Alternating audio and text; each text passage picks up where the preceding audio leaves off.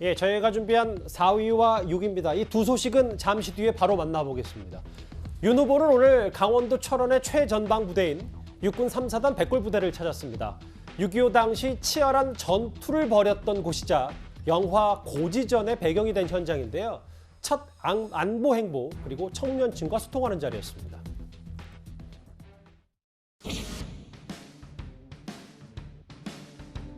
사단에서 제일 큰 오신 거 아니에요?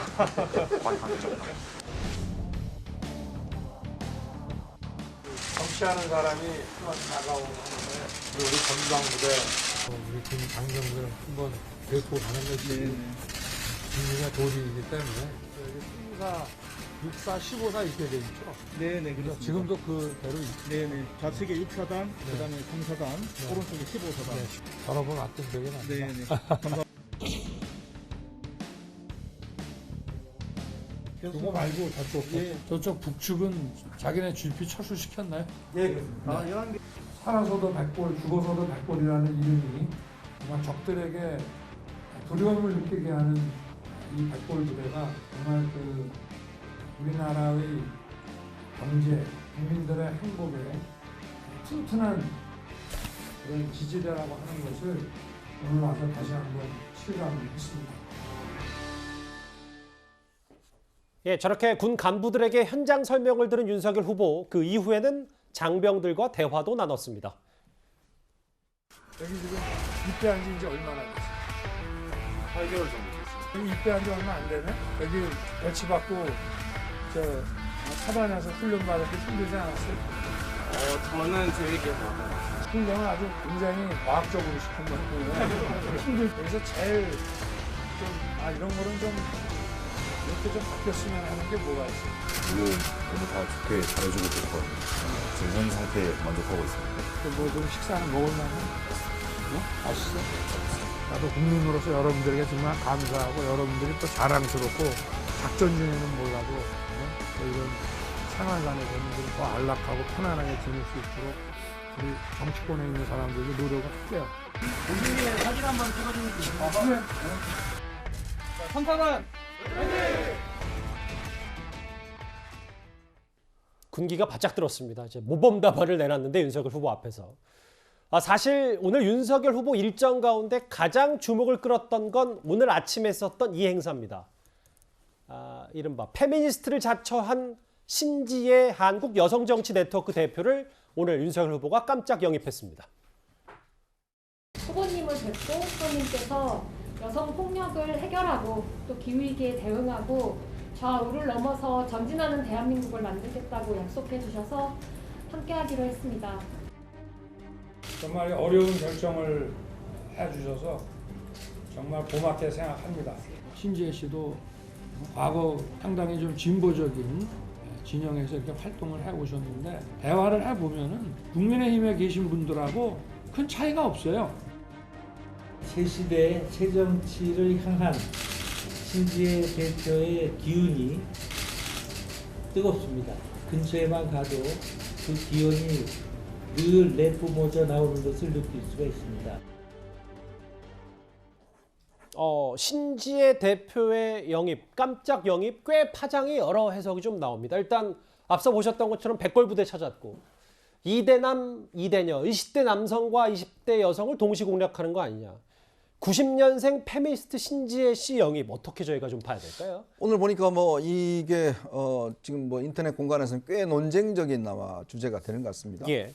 특히 이제 이 페미니스트 논쟁, 뭐 반페미 논쟁, 이거는 지금 사실은 20대, 30대 사이에서 굉장히 뜨거운 이슈거든요. 예. 지난번 경선 때도 홍준표 당시 후보를 비롯해서 주로 이제 이 뭐 반페미니즘을 하는 주로 이대남이라고 하죠. 예. 이준석 대표를 중심으로 하는 이 지지 그룹, 이 홍준표 대표를 비롯한 굉장히 결집도를 높게 보여줬고, 반면에 이제 아무래도 20대 여성층들 같은 경우는 굉장히 실망스럽다, 뭐 이런 이제 빛이 있었지 않습니까? 사실 이게 어떤 면에서 보면 지금 사회적으로 보면 굉장히 논쟁적인 주제고 또 굉장히 그 여러 가지 사이트 등에서 굉장히 대립도 심합니다. 예. 신재 씨 같은 경우는 예전에 본인이 일찌감치 뭐 출마도 했고 또 정치 활동도 하고 있고 또 방송에서 많이 나왔던 어쩌면 이제 페미니즘을 대표하는 한 명의 이제 정치인이라고 할 수가 있죠. 근데 그의 새시대 준비에서 이번에 영입을 했는데 예. 이 새시대 준비 같은 경우는 일단 당 선대위하고는 별도의 기구입니다. 후보 직속으로 하는 기구이기 때문에 그러니까 선대위에서 뭔가 뭐 동의를 구할 필요는 없는데 문제는 이제 양극단에 있는 분들이 지금 한 당에 지금 있는 거예요. 왜냐하면 이준석 대표를 중심으로 하는 그런 부류와 또 신지혜 씨를 중심으로 하는 부류 두 분이 아마 예전에 제가 방송에서 같이 논쟁하는 거 봤는데 꽤 치열하게 논쟁을 벌이더라고요. 예. 그러니까 그래서 지금 이제 논란이 많이 벌어지는데 한편으로 보면 긍정적인 측면은 바로 이런 극단의 어떤 주장들이 한 당 내에서 논의될 수 있다라는 측면들은 굉장히 긍정적일 겁니다. 예. 또 관심을 기울일 것이고 반대로 자칫 잘못하다가는 이 논쟁 자체가 어떤 힘 대결이나 이걸로 가게 되버리면 양쪽 다 어떤 면에서 보면 이 관심을 잃을 수가 있어요.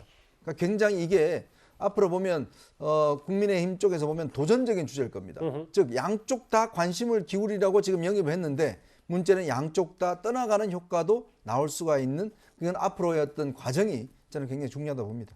90년생 페미니스트 뭐 한쪽에서는 여성 인권을 신장한다고 하고 있고 한쪽에서는 남성 혐오만 조장하는 거 아니냐 이런 비판도 동시에 받고 있는 바로 신지혜 씨인데요.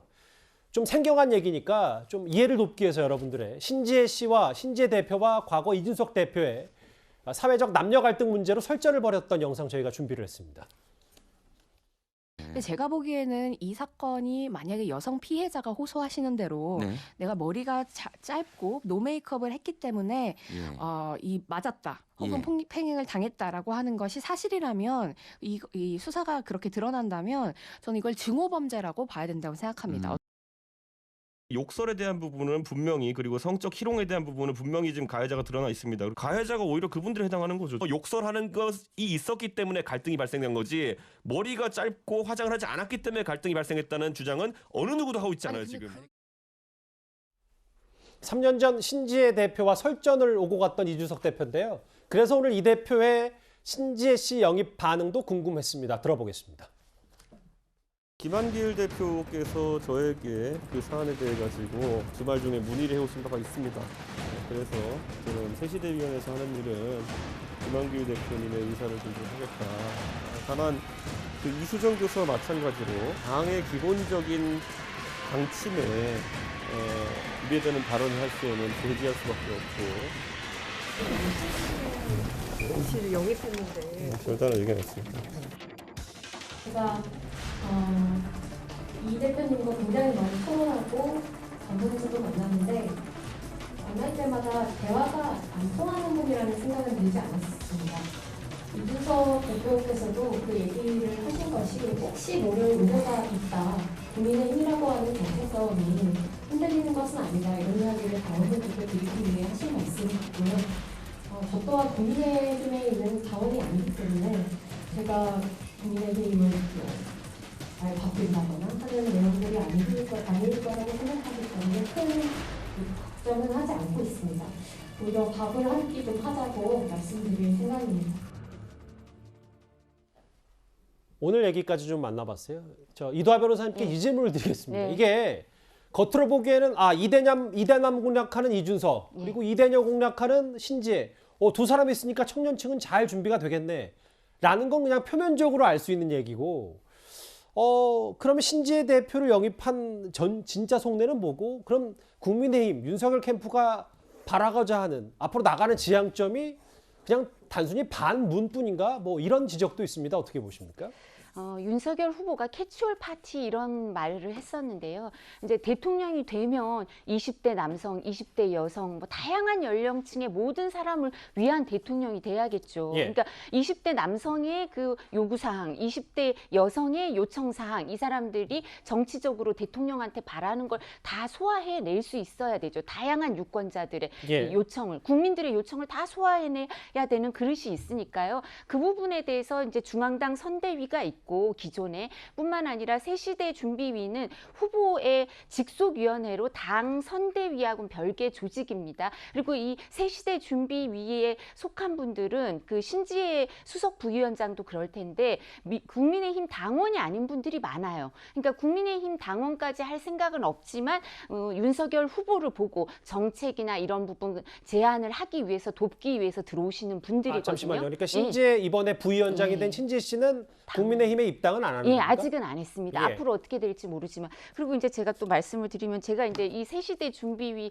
대변인을 겸직을 해요. 그래서 제가 말씀드리는 건 이런 기조가 있을 수밖에 없다는 말씀을 드리고 예. 그리고 이와 관련해서 이준석 대표가 아까 잠깐 싱크에 나왔는데 주말 동안 김한길 위원장이 본인한테 문의를 했다 그랬잖아요. 예. 영입과 관련해서 제가 김한길 위원장한테 직접 듣기로도 식사를 같이 했어요. 이준석 대표와. 그래서 여러 가지 얘기를 했고 그래서 이런 부분에 대해서 대통령이 될 사람은 이런 국민들을 다 품고 이 국민들의 요청사항을 조화롭게 이뤄내는 사람이 대통령이 되려면 선대위와 이 후보가 이 선거 과정에서도 이 준비를 다 해야죠. 그러니까 이런 모습을 보여드리는 거고 저는 바람직한 게 아닌가 싶습니다. 신지혜 수석 부위원장이 계속 그런 얘기를 했어요. 정치에 계속 자기가 질문을 던졌지만 정치에서 답변이 없었다. 알겠습니다. 근데 윤석열 후보를 만나서 답변을 들어서 같이 하게 됐다. 이런 입장을 밝혔습니다. 이 신지혜 씨 영입과 관련해서 당내 여러 우려, 당내 안팎의 여러 우려가 있으니까 윤석열 후보와 김한길 위원장 오늘 이런 발언을 했습니다. 들어보겠습니다.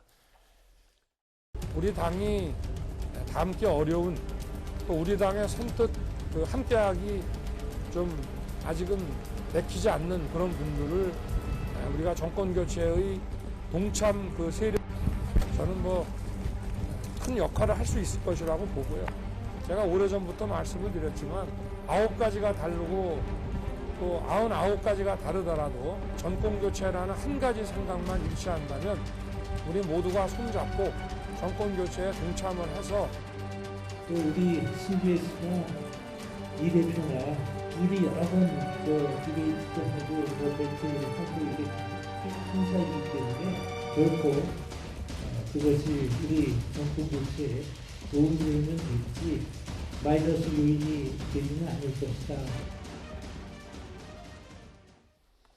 그런데 당 내에서도 좀 비판이 있었어요. 하태경 의원은 남녀 사회적 문제를 가볍게 바라보는 윤석열 선대위가 우려스럽다라고 했고 민주당은 신지혜 씨가 예전에 이준석 대표를 히틀러로 비유했었는데 황당하다. 정의당에서도 여성들 배신과 안타깝다 이렇게 얘기했습니다. 이동환 의원님도 청년 최고위원이시니까 이걸 좀 어떻게 받아들이세요? 네, 원래 정당이라고 하는 게 같은 생각과 같은 가치관 이런 것들을 주로 이제 같이 공유하면서 일정한 사회의 미래를 그리면서 같이 나가는 것인데 저거는 너무 좀 이상한 행보라고 좀 보여집니다. 그래서 개인의 선택이나 이런 것들 제가 깎아내릴 생각은 없지만 이를테면 지금 박수 받는 이 선대위 영입도 아니었고요. 그 다음에 그렇다고 해서 자기를 지지했던 사람들과 그룹이 같이 들어간 것도 아니었고, 그러니까 국힘 입장에서도 딱히 이렇게 득이 되는 게 없고, 신지혜 씨 입장에서도 딱히 이렇게 득이 될 게 없는 그러한 상황에서 보기 때문에 주로 이제 국민의힘 차원에서는 이것이 마이너스다라고 얘기하는 측면들이 더 많은 것 같고요. 예. 그 다음에 이제 아까 이제 히틀러 뭐 이게 얘기도 나왔는데 실제로 국민의힘에 대한 엄청난 비판을 하다가 신지혜 씨가 본인 스스로 자가당착에 빠졌거나 혹은 자기 부정을 해야 되는 상황이 지금 됐기 때문에 예. 그 부분에 대해서 이제 고운 시선들이 안 나오는 것 같습니다. 예.